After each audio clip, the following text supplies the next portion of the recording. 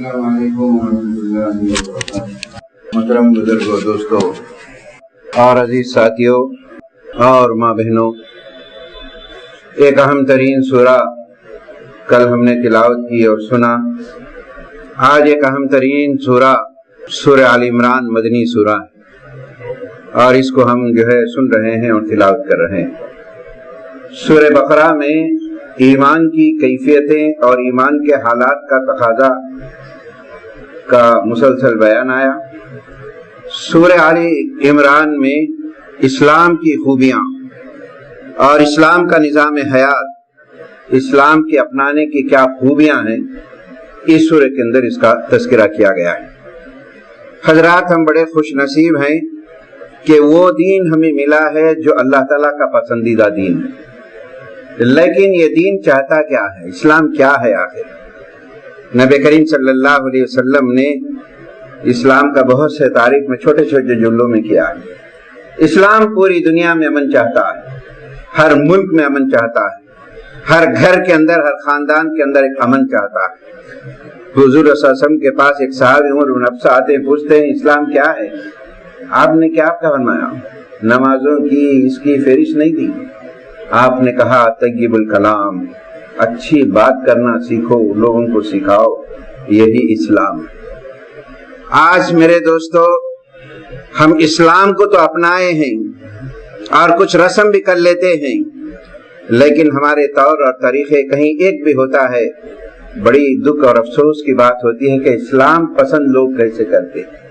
ایک دور میں ہم پڑھتے تھے دار جاہلیت کے اندر کہ لڑکی پیدا ہوتے تو زندہ دفن کر دیتے تھے، تو کیسے سخت ترین لوگ ہوں گے، سوچتے تھے ہم۔ لیکن آج کے معاشرے میں اسلام کے دعوے دار نماز بھی پڑھتے ہیں، ہاتھوں میں تسبیح بھی ہے، قرآن بھی ہے، لیکن گھریلو معاملات میں کیا حال ہے؟ ابھی آپ نے چند دن پہلے کا آصف نگر کا قصہ سنا ہوگا، نیوز کے اندر، اخبار کے اندر۔ ٹاپ پڑھنے والی بچی، کمپیوٹر سائنس میں پڑھنے والی بچی، پورے سسرال والوں نے مل کر پھانسی دے دیا، لڑتے ہوئے، ایڑیاں لگڑتے ہوئے بچی چلے گئی۔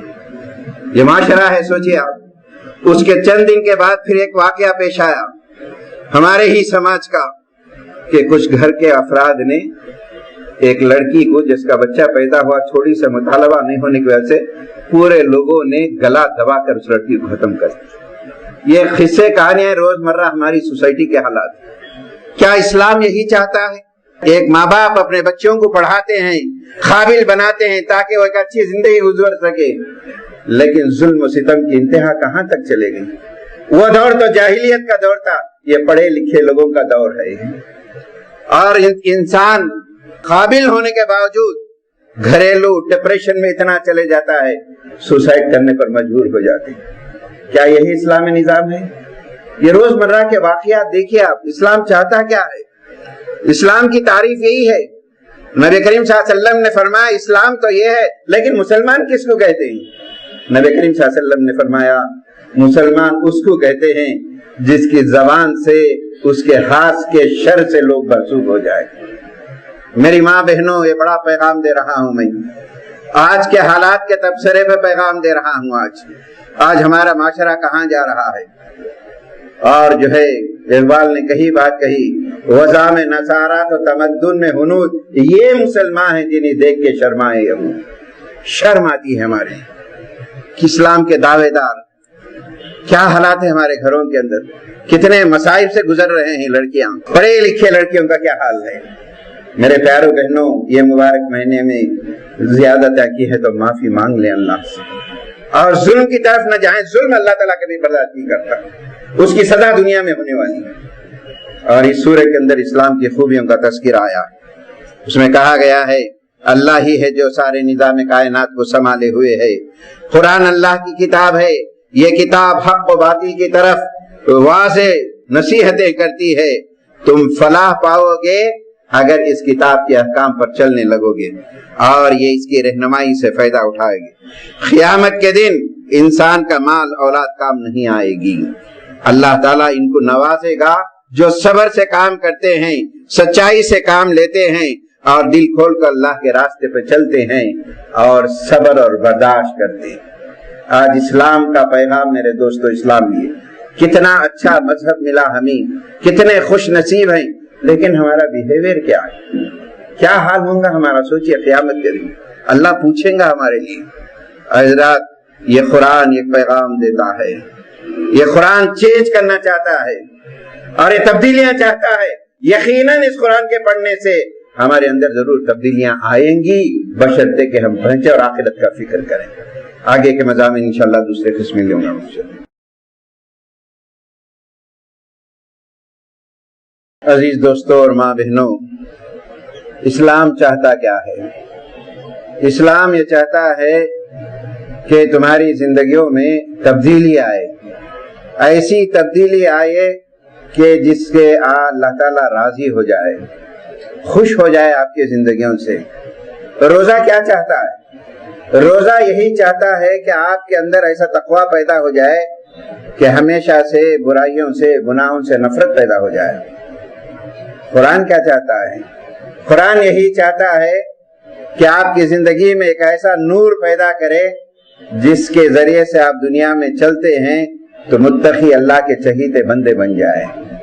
یہ چاہتا ہے رمضان، یہ چاہتا ہے قرآن، یہ چاہتا ہے اسلام۔ لیکن ہم جو ہے عزت کے لیے کچھ بھی کریں، یہ کامیابی نہیں ہوگی۔ کلمہ پڑھ لینے سے جو ہے کامیابی نہیں ہوگی۔ خرد نے کہہ بھی دیا لا الہ تو کیا حاصل، دل و نگاہ مسلمان نہیں تو کچھ بھی نہیں۔ اپنے دل کو بدلنے کی کوشش کریں، اپنے نگاہوں کو صاف رکھیے، اور عزت جو ملے گی ان باتوں کی اطاعت کرنے پہ جو عزت ملے گی وہ ہمیشہ کی عزت رہے گی۔ صحابہ کے پاس کوئی دولتیں نہیں تھیں، کوئی طاقتیں نہیں تھی، صرف اللہ کا رسول ان کے ساتھ تھا۔ آج بھی ان کا نام لیتے ہیں، رضی اللہ تعالیٰ عنہ کہتے ہیں۔ اللہ تعالیٰ اس سورے کے اندر یہی کہتا ہے، اللہ جس کو چاہتا ہے عزت دیتا ہے، جس کو چاہتا ہے وہ ذلیل کرتا ہے۔ رزق اللہ کا معاملہ ہے، جس کو چاہتا ہے بے حساب دیتا ہے۔ اے لوگو اللہ کے رسول کی اطاعتیں کرو۔ حضرت مریم کو لوگوں نے بہتان لگایا، حضرت عیسیٰ کو کیا کیا نہیں کہا۔ اللہ تعالیٰ نے اس کے تعلق سے کہا کہ اللہ نے ان سے 5 وعدے کیے تھے حضرت عیسیٰ سے، یہودیوں کے ہاتھوں میں وہ قتل نہیں ہوں گے، عالم بالا پہ اٹھا لیے جائیں گے، ان کی دشمنوں کی تہمتوں سے انہیں پاک کیا جائے گا، قیامت کے روز ان کے اختلافات دور کر دیے جائیں گے، اور ان کی اطاعت کرنے والوں کو فضیلت ہوگی اور قیامت تک رہے گی۔ آج یہود و نصارہ قیامت کے دن جو گمراہ ہوں گے، نجات نہیں گی، وہی ہوگی کہ انہوں نے ایک وقت کے نبی کو مانا، آخری نبی کو نہیں مانا۔ ہم بڑے کامیاب ہیں، اس نبی کو بھی مانتے ہیں، آخری نبی کو بھی مانتے ہیں۔ اے لوگو ان باتوں کا خیال رکھو۔ اور ایک بات کہی گئی ہے، جھوٹ نہ بولو۔ جھوٹ کے تعلق سے لعنت کا لفظ آیا ہے، لعنت اللہ علی الکاذبین، اللہ کی پھٹکار ہے ان کی زندگیوں پہ۔ اور یہ وہ تعلیمات ہیں جو اللہ کے رسول صلی اللہ علیہ وسلم کو تمام انبیاء کے ذریعے دی گئی۔ صرف ایک ہی عبادت کرو، کبھی شرک نہ کرو، نفس کی اتباع نہ کرو، ان کے طریقوں پر عمل نہ کرو جو سیدھے راستے سے ہٹاتے ہیں۔ اے نبی سے وعد لیا گیا، کائنات کا ذرہ ذرہ اللہ کا فرمان بردار ہے، سوائے اسلام کے اللہ کے نزدیک کوئی دین مقبول نہیں۔ اور اس کی آخری آیت جہاں تیسرا پارہ ختم ہوتا ہے، ہوشیار ہو جاؤ، چمک جاؤ، بیدار ہو جاؤ۔ جب نافرمانیاں کریں گے اللہ کے پاس جائیں گے، اور انسان جو کہے گا اے اللہ اس عذاب سے بچنے کے لیے زمین بھر کا سونا ہم دے دیں گے اور اس عذاب سے بچا لے، زمین بھر کا سونا بھی فدیے میں قبول نہیں کیا جائے گا۔ اور قبول ہوگا یہ آج کے امن، ہمارا اسلام پسند دین، اس کا طریقہ اور لوگوں کے ساتھ اچھا بیہیویئر جو اسلام چاہتا ہے وہ طریقے پہ کریں گے، یہی ہماری کامیابی ہوگی۔ اللہ سے دعا ہے اللہ تعالیٰ ان باتوں پر ہمیں سنجیدگی سے غور کرنے کی توفیق نصیب فرمائے۔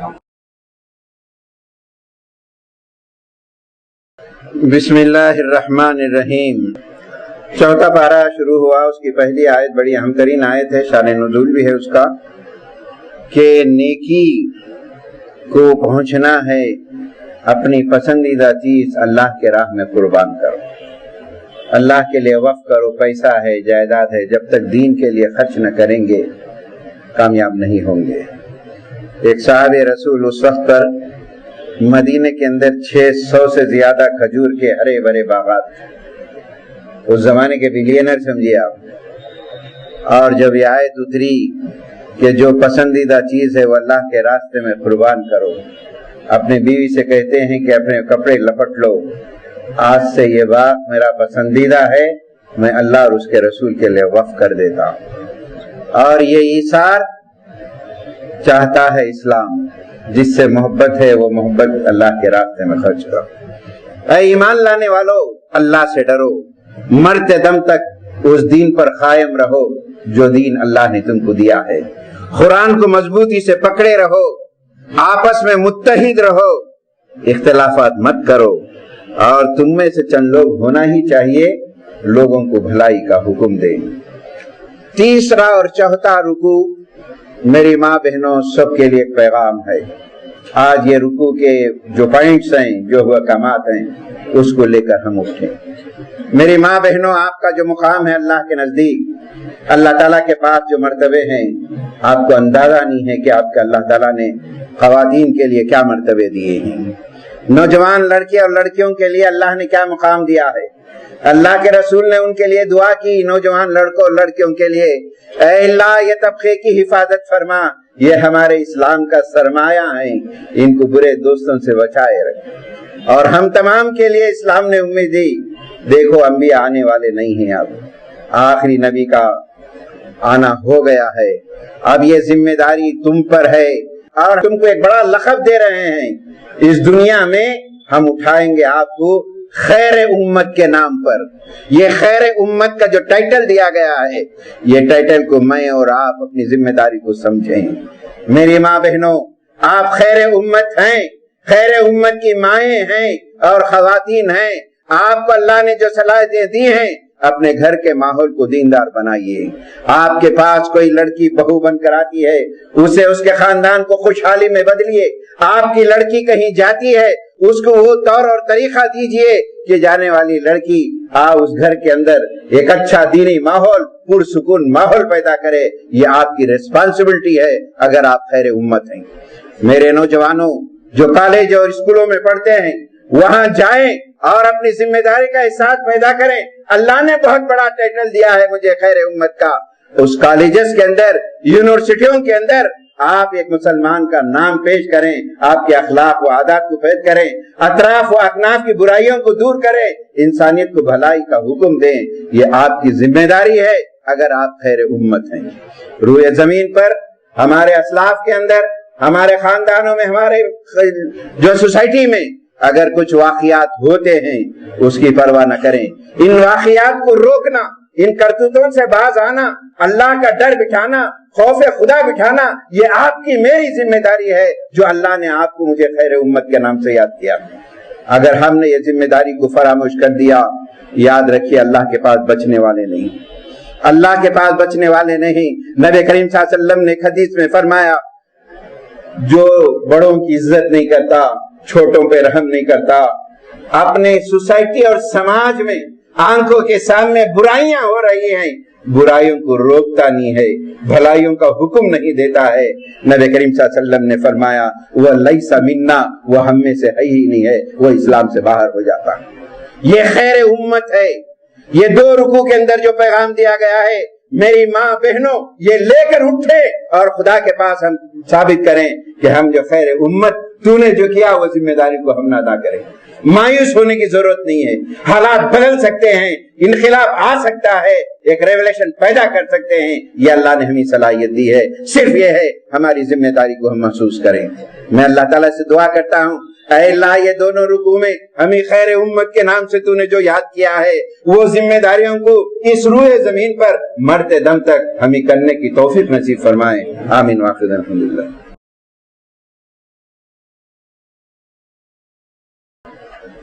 بسم اللہ الرحمن الرحیم۔ حضرات، اس سورہ کے بہت سارے اہم پہلو ہیں۔ اب تک اسلام کا تعارف، خیر امت، ان تمام چیزوں کے تعلق سے آج نے سنا۔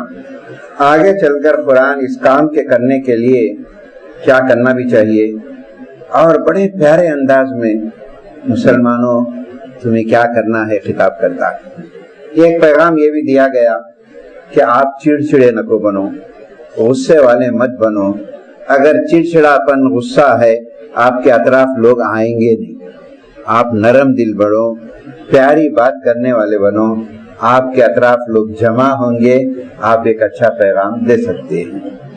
جنت میں وہ لوگ جائیں گے جو خوشحال اور بدحالی دونوں حالتوں میں اللہ کی راہ میں خرچ کرتے ہیں، غصے کو کنٹرول کرتے ہیں، دوسروں کے قصور کو معاف کرتے ہیں، اگر غلطی ہو جائے فوراً توبہ کر لیتے ہیں۔ انداز دیکھیے مسلمانوں، دل شکستہ نہ ہو۔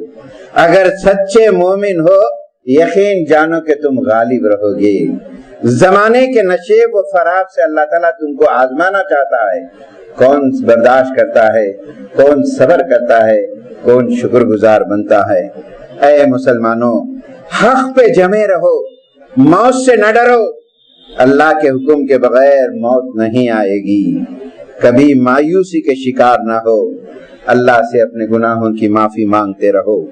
اے مسلمانوں، کافروں اور منافقوں کی باتوں میں نہ آؤ، تم کو بڑا ورغلائیں گے، غصہ دلائیں گے، لیکن ان کی باتوں پہ کبھی غصہ نہ کرو، ورغلاؤ نہیں۔ اور جو تم کمزوری نہ دکھاؤ، مال اور اولاد کی محبت میں گرفتار ہو کر اللہ کے احکام کو فراموش نہ کرو۔ دیکھو آپس میں متحد رہو، اختلافات نہ کرو۔ اختلافات کریں گے دشمن اس سے فائدہ اٹھا کر بہت سارے چالیں چلے گا۔ پھر اس کے ہر حال میں اللہ کے قانون کی پابندی کرو، قرآن اللہ کے احکام کی خلاف ورزی نہ کرو۔ یقین جانو دنیا میں تم کامیاب ہوگے، آخرت میں بھی کامیاب ہوگے۔ یہ وہ آداب و احکام ہیں جو قرآن ہمیں نصیحت کر کے بنانا چاہتا ہے۔ ایک سچا مومن، ایک سچا مسلمان، ایک سچا خاندان اور کیسے بن سکتا ہے؟ قرآن کی اتنی فکر ہے ہماری، اس مبارک مہینے کے توسط سے فکر کرتا ہے، روزے کے تعلق سے فکر کرتا ہے کہ ایک اچھے انسان بن جائیں، اچھا گھر بن جائے، اچھا ملک بن جائے۔ یہ اسلام کی دعوت فکر ہے، یہ پیغام ہم دوسروں تک پہنچائیں اور خود بھی عمل کریں، اللہ سے بھی دعا کریں، اے اللہ اس ملک کے اندر ہمیں امن و سلامتی کا پیغام دینے والے بنیں اور مخالفین کو ہمیں سمجھنے کی توفیق بھی نصیب فرمائیں۔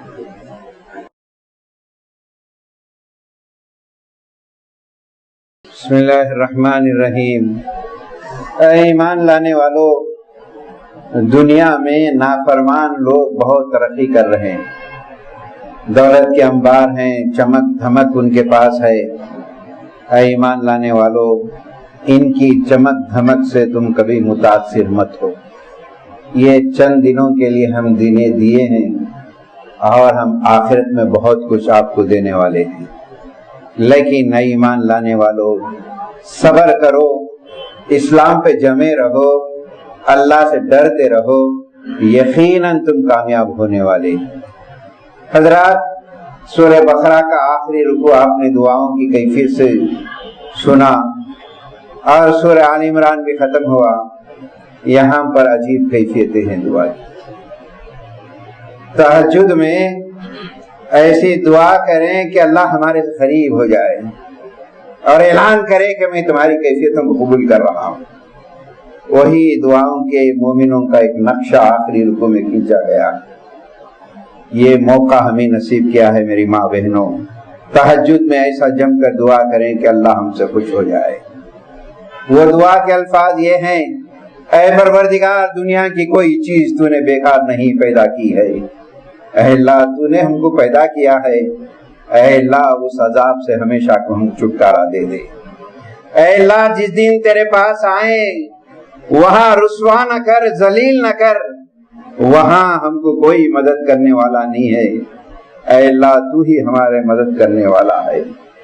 پھر آگے چل کر دعا کی کیفیت ہوتی ہے، اے پروردگار، تیرے پیغمبر کی باتوں کو ہم نے سنا اور ایمان لائے اور عمل کرے۔ اے پروردگار، ہمارے غلط جرم تو معاف فرما دے، ہمارے کوتاہیوں کو نظر انداز فرما دے، تو بہت ہی معاف کرنے والا اور رحم کرنے والا ہے۔ اور کیفیت بڑھتی ہے دعا کی، بڑی کیفیت والی دعا ہے میرے دوستو۔ مومن اللہ سے قریب جب ہو جاتا ہے اس کی کیفیت بدل جاتی ہے، وہ ایسی دعا کرتا ہے، وہ الفاظ قرآن نقل کرتا ہے، اے پروردگار تو نے تیرے رسولوں کو جو وعدہ کیا ہے وہ تمام چیزیں ہم کو بھی نصیب فرما دے۔ کتنی جامع ترین دعا ہے میرے دوستو، اے اللہ تیرے رسولوں کو تو نے جو وعدہ کیا ہے وہ چیزیں ہم کو دے دے۔ جب یہ دعا مومن کرتا ہے اللہ تعالیٰ بھی کیفیت میں آتا ہے، اس کے بعد کیا ہے تمہیں جواب دیتا ہے، تم میں جو مرد ہے جو عورت ہے یہ کیفیت کے ساتھ تم نے دعا کی ہے، تمہاری غلطیوں کو میں معاف کر دوں گا اور تمہارے قصوروں کو معاف کر دوں گا، لیکن آپ کی زندگی میں اسٹرگل ہونی چاہیے، آپ کی زندگی میں اللہ کے دین کے لیے کام کرنی چاہیے، تب چل کر آپ کی دعائیں قابل قبول ہو جائیں گی۔ یہ سورہ آل عمران کی آخری دعاؤں کی کیفیت ہے میرے دوستو۔ دو بڑی اہم ترین صورتیں ہم نے سنی، مطالعہ کی اس مبارک مہینے کے اندر۔ اللہ تعالیٰ سے ہماری دعائیں ہیں، اے اللہ یہ دونوں صورتوں کی دعاؤں کی کیفیت ہم کو نصیب فرما دے۔ اے اللہ مومن نے جو دعائیں کی ہیں وہ جواب میں ہمیں بھی شامل فرما لے۔